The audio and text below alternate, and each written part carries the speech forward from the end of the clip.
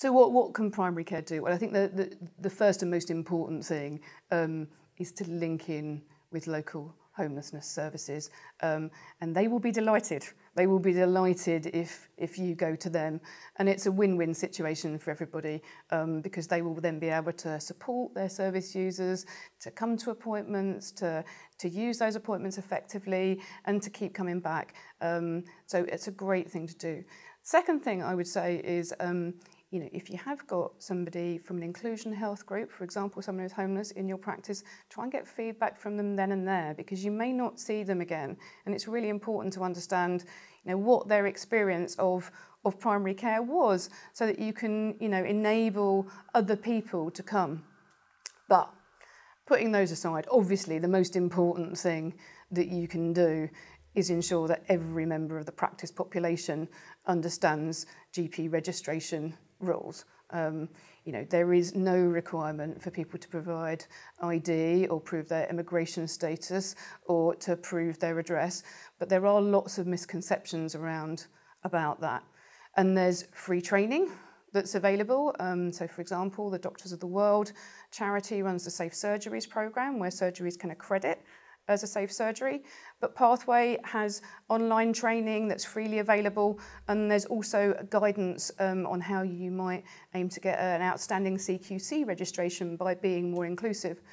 And I suppose what I'd say is, even if you think all of your practice staff understand this, just check, because often they don't, and review your leaflets, review your website, because often we find that actually those websites were put together 5 or 10 years ago, and they've got the wrong messages on them. What I would like to say to anybody that was watching this would be that the NHS as a whole is a wonderful organisation, but sometimes the communication between the left arm and the right arm is not always the perfect.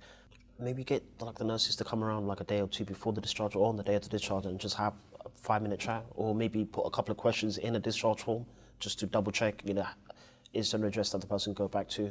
Can they really go to the follow-on appointments? Just a small little change would be that if someone was in hospital, that the minute they exited hospital, that was an automatic ping on their GP side, so the GP was aware of why, how, and what the next steps were. And it would really bring those two worlds a lot closer together and stop people falling through the cracks between the two. So we network and design these leaflets together, so we've got good signposting information. We network to get clean clothes, so every patient has something warm and dry. We network with our housing officer and the local council, so every patient is escorted personally from the hospital, side by side with a housing officer or volunteer, to go to the place we found for them. We network with our local travel lodge hotel, who give us bedrooms for the nights, because our housing officer is amazing, but it can take a few days to get people into more permanent accommodation, and so that we don't lose the goodwill of the hospital, and we never have so far. He moves them quickly the same day or the next day into somewhere temporary, and as I say, the travel lodge have been amazing. And the council will pay them, £25 a night, and they'll take our homeless, which is fantastic. The first thing that I would suggest that anyone who's interested in improving healthcare for people who are homeless do is identify someone within their organisation that they want to take the lead. Given that we now have the duty to refer, there is a key mandate on healthcare and other public bodies to say that this is something that you need to take seriously. This is something that you'll need to have some organisation around. So I would be recommending that every primary care network, every hospital trust has an inclusion health lead who can take the lead on advancing healthcare for people that are homeless. The next place that someone should go is to the Faculty for Homeless and Inclusion Health.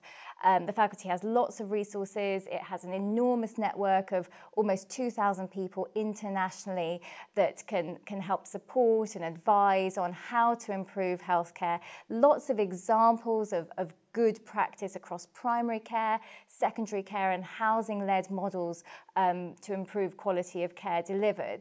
So that would be the next place that I would go to. The third place would be to identify local services that can support you. There are almost certainly other people in your local area who are doing really good work and who are probably keen to meet you and keen to have somebody outreach to them from the health sector. you can imagine these big organisations can probably feel quite impenetrable, quite difficult to access. So it's on all of us, it's all our responsibility, not just housing's responsibility, not just social care's responsibility. All of us need to reach out so that we are each making an effort to try and tackle the problems together. There are lots of opportunities to help people with complex needs. The key thing is to think about this in advance and have a plan. For example, hospitals which have high numbers of homeless patients with lots of complexity may have a pathway team in which you've got that multidisciplinary care, a single phone call to call, and knowing that you'll be able to get help and support is really helpful. That is particularly, it emphasises the need to identify those problems early on admission rather than on discharge, and start to think about how to plan for the healthcare of that person. But there are tiered, staged responses that hospitals in different settings can put in place for depending on the numbers of homeless and complex people they're dealing with. The next level down, of where you don't need a full-scale pathway team, is to have an on-site housing worker, and there are examples of this around the country. And that again involves supporting that worker and having somewhere for them to physically be in the hospital, have established referral networks and mechanisms, and that can be a very helpful resource. But every hospital now has a duty under the Homelessness Reduction Act to identify and refer with consent homeless people to a local authority. And that really requires an understanding across the whole hospital, training for everybody who's in that frontline situation, and an understanding of how to make those referrals and what needs to happen. That can often be supported by simple patient information leaflets about what resources are available locally. And we have training on the Pathway website aimed at people in those circumstances who are trying to set up those networks, don't have specialist teams available locally, but want to know what they can do, what they should do locally.